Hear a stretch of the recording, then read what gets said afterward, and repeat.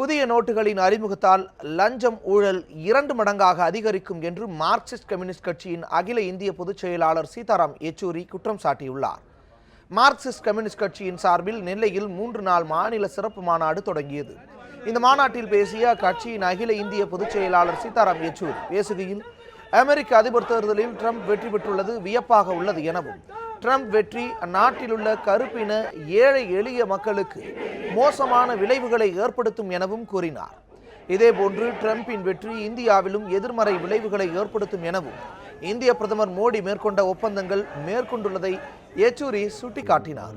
மேலும் தற்போது 500,000 ரூபாய் நோட்டுகளை செல்லாது என அறிவித்துள்ளதால் நடுத்தர மக்கள் பாதிக்கப்பட்டுள்ளதாகவும், பிரதமர் மோடி 2,000 ரூபாய் புதிய நோட்டுகளை அறிமுகப்படுத்தியுள்ளதன் மூலம் லஞ்சம் ஊழல் 2 மடங்காக அதிகரிக்கும் எனவும் சீதாராம் யெச்சூரி அச்சம் தெரிவித்தார்.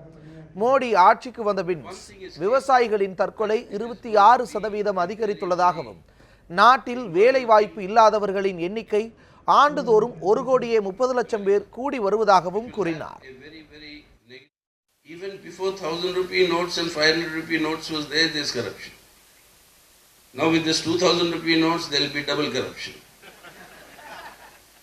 Now stopping corruption requires an administrative, political determination to take action against those who you know are corrupt and who are indulging in corruption. This is not a substitute for the lack of action by the government.